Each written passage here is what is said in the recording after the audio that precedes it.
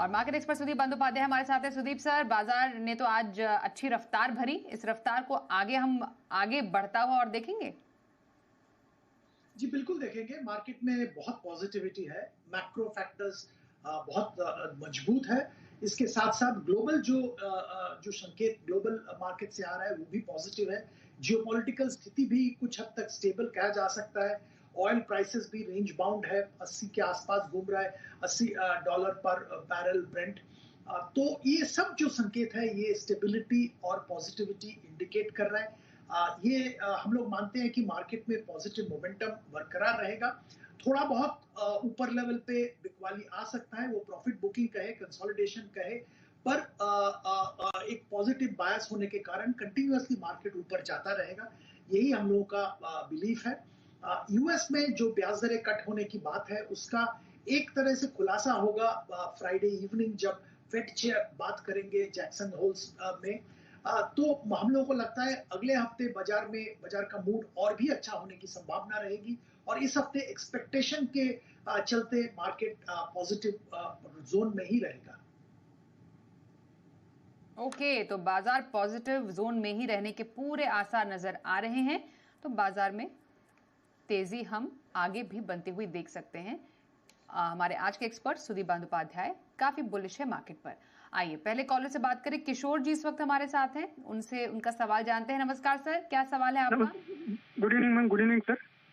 Sir ma'am मेरा 3 stocks है, Cochin Shipyard, M&M and Premier Explosives. सभी लॉस में है मैडम। अभी गिरावट ज्यादा हो रहा है, अभी एवरेज करने का टाइम है और अभी वेट करो मैडम। ओके, कोचिन के बाद आपने अगला स्टॉक कौन सा बोला था? Mahindra and Mahindra madam. M&M। Okay, और आखिरी स्टॉक कौन सा था? प्रीमियर एक्सप्लोजिव्स। ओके। तो गिरावट काफी ज्यादा ये फेस कर रहे हैं, नुकसान में है सर। कोचिन शिपयार्ड से शुरू करते हैं, क्या स्ट्रैटेजी रहनी चाहिए? जी कोचिन शिपयार्ड के लिए मैं यही कहूंगा कि अभी इंतजार करें। मुझे मालूम नहीं है क्या रेट पे इन्होंने खरीदा है और एवरेज करने के बाद क्या एवरेज रेट आएगा। पर ये मैं कहूंगा कि जो शिपयार्ड वाले शिपिंग सेक्टर से जुड़े हुए जो कंपनीज हैं उनके वैल्यूएशन एक अनसस्टेनेबल लेवल पे रीच कर गया था और वहां पे एक करेक्शन जबरदस्त जरूरत था और वही करेक्शन पिछले कुछ दिनों से देखने को मिल रहा है। कुछ ब्रोकरेज रिपोर्ट्स भी आए हैं जहां पे ये साफ कहा गया है कि वैल्यूएशन अनसस्टेनेबल है और नीचे वैल्यूएशन में टारगेट रखा गया है। तो ये सब आने के बाद करेक्शन चालू हुआ है और करेक्शन हम लोगों को लगता है कि थोड़ा और भी चलेगा। तो यहाँ पे इंतजार करें, एवरेज करना है तो उसके बाद, अभी नहीं। M&M के बारे में मैं कहूंगा कि बहुत अच्छा निवेश है। हम लोग M&M पे अभी भी पॉजिटिव हैं और हम लोग मानते हैं कि ट्रैक्टर बिजनेस जहां पे अभी तक बहुत ज्यादा ट्रैक्शन देखने को नहीं मिला, फेस्टिव सीजन और मानसून अच्छे होने के नाते आने वाले दिनों में यहाँ पे भी ट्रैक्शन आने की संभावना है और M&M का परफॉर्मेंस और भी इंप्रूव होगा, वैल्यूएशन में भी इंप्रूवमेंट आने की संभावना है। तो यहाँ पे तो मैं इंतजार करने की सलाह दूंगा। मुझे मालूम नहीं क्या रेट पे इन्होंने लिया है, तो एवरेज करने की सलाह तो मैं नहीं दे सकता हूँ, पर इंतजार जरूर करें। काउंटर में हड़बड़ा के कोई एक्शन लेने की जरूरत नहीं है। सर प्रीमियर एक्सप्लोजिव्स भी था इनका एक और stock. Premiere explosive Swati ji, मैं ये कहूंगा कि इंडस्ट्रियल एक्टिविटी जबरदस्त इंडिया में चल रहा है और ये इंडस्ट्रियल एक्टिविटी के साथ साथ प्रीमियर एक्सप्लोसिव का प्रोडक्ट्स का डिमांड जुड़ा हुआ है। तो हम मानेंगे कि आने वाले दिनों में प्रीमियर एक्सप्लोसिव्स का बिजनेस और भी बढ़ेगा और परफॉर्मेंस भी और इम्प्रूव होगा। तो यहाँ पे भी मैं निवेशित रहने की सलाह दूंगा। मैं वापस वही दोहराऊंगा कि मुझे मालूम नहीं है क्या रेट पे इन्होंने लिया है, तो एवरेज करना सही होगा या नहीं होगा ये बताना मुश्किल है। पर लंबी अवधि के लिए M&M एंड प्रीमियर एक्सप्लोसिव दोनों सही है करंट लेवल पे। और मैं पहला स्टॉक जो कोचिन शिपयार्ड, वहां पे मैं रुकने के लिए सलाह दे रहा हूँ। एवरेज बिल्कुल ना करें, अभी इंतजार करें। ओके सर, यूपी से आकाश जी से भी उनका सवाल जान लेते हैं। नमस्कार सर, क्या जानना चाहते हैं हमारे एक्सपर्ट? नमस्ते मैडम। मैडम मेरे पास फुडको है, करीब 250 शेयर है 300 के रेट से, और NLC इंडिया ये करीब 400 शेयर हैं 290 के रेट से। मैडम मुझे इस पे व्यू जानना था। कब तक के लिए व्यू लेना चाह रहे हैं? मैम 3-4 महीने के लिए। ओके सर, 3-4 महीने के लिए दोनों में से कौन सा स्टॉक ज्यादा अच्छा लग रहा है आपको? मुझे हुडको अच्छा लग रहा है। ओवरऑल हाउसिंग और रिलेटेड सेक्टर के सारे जो कंपनीज हैं वहां पे पॉजिटिव मोमेंटम है। और सरकार का जैसे हम लोगों को मालूम है housing for all, PM PM Awas Yojana, ये सारे जो स्कीम्स हैं इसके चलते बहुत सारा पॉजिटिव मोमेंटम इस सेक्टर में आया है। और हम मानते हैं कि जो middle income, lower income segment की जो हाउसिंग है उस पर सरकार का बहुत जबरदस्त फोकस है। और हटको का बिजनेस भी बढ़ेगा और बिजनेस में बहुत अच्छा मोमेंटम भी आ रहा है। तो हटको में जरूर निवेशित रहे और चाहिए तो और भी खरीद सकते हैं, क्योंकि ये हमारे जो पसंदीदा स्टॉक्स हैं उनमें से एक है। एनएलसी के बारे में मैं कहूंगा कि अभी थोड़ा इंतजार करें। जो सेक्टर में एनएलसी कामकाज करता है उस सेक्टर में अभी थोड़ा बहुत अनसर्टनिटी बना हुआ है। ओवरऑल मैं ये कहूंगा कि मेटल और मेटल रिलेटेड जो कंपनीज हैं वहां पे थोड़ा दूर रहना सही होगा। वोलेटिलिटी जबरदस्त है, ग्लोबल जो हेडविंड्स है वो भी है, चाइना का डिमांड पिकअप नहीं हुआ, इसीलिए मेटल्स में थोड़ा बहुत हलचल मचा हुआ है। तो मेटल से थोड़ा दूर रहे, यही मेरी सलाह होगी। जी सर। राजस्थान से अगले कॉलर हमारे साथ है अंजनी कुमार, उनसे भी जान लेते हैं उनका सवाल। नमस्कार सर, क्या जानना चाहते हैं आप?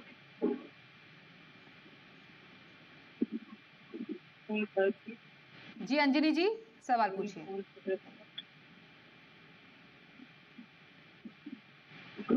जी अंजनी जी, सवाल पूछिए। हाँ नमस्ते मैम। मैम मेरे पास 3 स्टॉक है। आरबीएनएल है 561 के रेट पे, और एससीआई है, शिपिंग कॉर्पोरेशन ऑफ इंडिया है, ये 156 के रेट पे है मेरे पास 241 शेयर। और एक शेयर कल्याण ज्वेलर्स है 109 के रेट पे 100 स्टॉक है। तो मैं इसमें क्या करूं, मुझे इसमें राय चाहिए आपका। कब तक का व्यू की एडवाइस लेना चाह रहे हैं आप? मैं इसके लिए 1 साल के लिए रखना चाहता हूँ बस।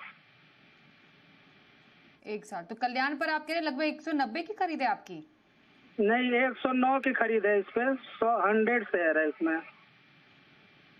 अच्छा, 109 की खरीद है, ठीक है सर। लॉन्ग टर्म के लिए कैसे लग रहे हैं तीनों स्टॉक्स आपको सर? देखिए, कल्याण में तो बहुत अच्छा खरीदारी किया है और हमारा पसंदीदा सेक्टर भी है। और कल्याण ज्वेलर्स स्पेसिफिकली बहुत अच्छा कामकाज कर रहा है। इनका जो मॉडल है फ्रेंचाइजी रूट के जरिए एक्सपैंड करना इंडिया में, वेस्ट एशिया में, बहुत ही सक्सेसफुल ये मॉडल हुआ है। इनका वर्किंग कैपिटल रिक्वायरमेंट कम हो गया है और ये फ्रेंचाइजी मॉडल इनको बहुत अच्छा नतीजा दे रहा है। और साउथ में पहले थे पर अभी नॉर्थ और वेस्टर्न इंडिया में बहुत जबरदस्त एक्सपेंशन हो रहा है। और ये नॉर्थ और वेस्टर्न इंडिया का मार्केट मार्जिन अच्छे हैं। तो कल्याण में तो जरूर निवेशित रहिए, अच्छा मुनाफा मिलेगा आपको करंट लेवल से भी। दूसरा जो इन्होंने खरीदारी किया शिपिंग कॉर्पोरेशन, वहां पे भी इन्होंने मुनाफे पे है। देखिए यहाँ पे मेरा व्यू होगा आप निवेशित रहिए, क्योंकि आप मुनाफे में हैं और कंपनी भी मतलब काउंटर अच्छा परफॉर्म कर रहा है। पर इसमें थोड़ा सतर्क रहिए और थोड़ा काउंटर पे ध्यान रखिए, क्योंकि फंडामेंटली बहुत ज्यादा अच्छा हम लोगों को नहीं लगता है शिपिंग कॉर्पोरेशन। पर आप मुनाफे में हैं, काउंटर में पॉजिटिव मोमेंटम है, निवेशित रह सकते हैं, पर काउंटर में कड़ी नजर रखिए। और पहला जो है आरवीएनएल, यहाँ पे हमारा व्यू नेगेटिव है। मैं ये नहीं कह रहा हूँ कि कंपनी में प्रॉब्लम है या सेक्टर में प्रॉब्लम है। वैल्यूएशन के हिसाब से हम लोगों को ये ठीक नहीं लग रहा है। अभी भी करेक्शन हुआ है पर उसके बावजूद हम लोगों को लगता है कि वैल्यूएशन रिच है। तो यहाँ पे अपॉर्चुनिटी देख के आप एग्जिट ले सकते हैं। ओके, तो तीनों स्टॉक्स पर रही आपके लिए डिटेल्ड राय हमारे आज के एक्सपर्ट सुदीप जी की ओर से। एक सवाल हमारे पास दिल्ली से आशीष जी भेज रहे हैं, सीडीएसएल पर इनका सवाल है सर। 100 शेयर है और 2490 की इनकी खरीद है। खरीद के हिसाब से तो फिलहाल ये मुनाफे में ही है। सीडीएसएल सर आपको कैसा स्टॉक लगता है? बहुत अच्छा लगता है। देखिए, फाइनेंशियलाइजेशन ऑफ सेविंग जिसकी बात हम लोग करते हैं वो एक्चुअल रियलिटी है। बहुत जबरदस्त तरीके से डोमेस्टिक सेविंग्स का फाइनेंशियलाइजेशन हो रहा है। इसका मतलब डोमेस्टिक जो सेविंग्स बैंक डिपॉजिट में पड़ा रहता था, वो इंस्टेड ऑफ बैंक डिपॉजिट आजकल शेयर्स में, म्यूचुअल फंड में और भी तरह तरह के निवेश में जा रहा है। और ये सारे निवेश अगर आप देखेंगे वहां पे ये डिपॉजिटरी एक रोल प्ले करता है और डिपॉजिटरी का बिजनेस बहुत जबरदस्त एक्सपैंड हो रहा है। तो ये नजर में रखते हुए, और ये भी नजर में रखना चाहिए कि इंश्योरेंस जिसका भी आने वाले दिनों में डीमैट कंपलसरी हो रहा है, उससे भी बहुत जबरदस्त बिजनेस सीडीएसएल को आने की संभावना है। ये सब नजर में रखते हुए सीडीएसएल में हमारा व्यू पॉजिटिव है। अगर लंबी अवधि का नजरिया है तो निवेशित रहिए, कोई दिक्कत नहीं है। तो लॉन्ग टर्म के लिए आप होराइजन रख रहे हैं तो सीडीएसएल में बने रहने की आपके लिए आई है सलाह। बेंगलुरु से सार्थक जी इस वक्त हमारे साथ, उनसे भी सवाल जान लेते हैं। नमस्कार सर, क्या जानना चाहेंगे? Hello, TV volume Sarthak ji please come कर दीजिए। हेलो। हाँ, पूछिए। मेरे पास ग्रीन पैनल का 300 क्वांटिटी है, 390 करके मैं लिया था, और मेरे पास CSC है 115 करके लिया था। अच्छा, ठीक है। कब तक का व्यू ले रहे हैं आप? कब तक के लिए व्यू चाहिए आपको? मेरा ग्रीन पैनल के लिए मैं 6 मंथ का व्यू रख रहा हूँ, और CSC के लिए मैं 1 ईयर तक रख सकता हूँ। ठीक है सर, ग्रीन पैनल 6 महीना, CSC 1 ईयर, स्ट्रैटेजी कैसी लग रही है? देखिए ठीक है, सीएससी में तो बहुत ही अच्छा कामकाज कर रहा है। उनका जो प्लान, एक्सपेंशन प्लान चेयरमैन ने घोषणा किया है वो भी बहुत ही प्रॉमिसिंग है। जो कैपेसिटी एडिशन जो हो रहा है वो भी अच्छा हो रहा है, और ये सब परफॉर्मेंस भी कंटिन्यूअसली इंप्रूव हो रहा है। पावर प्रोडक्शन, डिस्ट्रीब्यूशन दोनों क्षेत्र में परफॉर्मेंस इंप्रूव हो रहा है कंटिन्यूअसली। इसके अलावा भी बाकी जो क्षेत्र में इनका निवेश है वो भी अच्छा चल रहा है। तो हम ये कहेंगे कि सीएससी में आप नजरिया और भी बढ़ा सकते हैं, कोई दिक्कत नहीं है। ग्रीन पैनल में मैं ये कहूंगा कि टेलविंड अच्छा है। ओवरऑल इकोनॉमी, कंस्ट्रक्शन, इंफ्रास्ट्रक्चर और हाउसिंग, ये सेक्टर्स में बहुत अच्छा टेलविंड है। तो आप ग्रीन पैनल में 6 महीने के लिए जरूर निवेशित रह सकते हैं, कोई दिक्कत नहीं है। आपको अच्छा ही मुनाफा मिलेगा।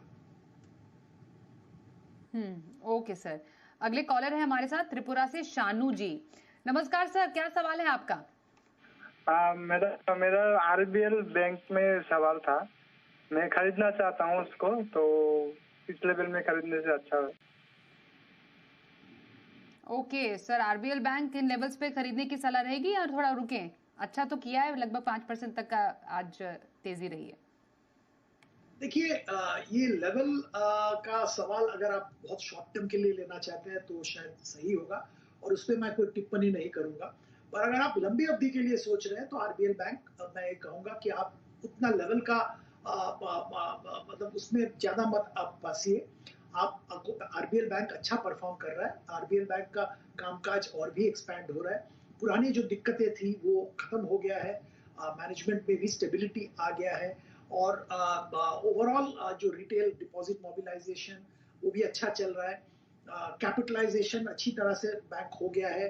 तो ये सारे जो पॉजिटिव लक्षण है, इसके चलते हम ये कह सकते हैं कि अगर आप थोड़ा लंबा सोचते हैं, 1 ईयर प्लस का टाइम होराइजन लेते हैं, तो आप जरूर करंट लेवल पे भी खरीदारी कर सकते हैं।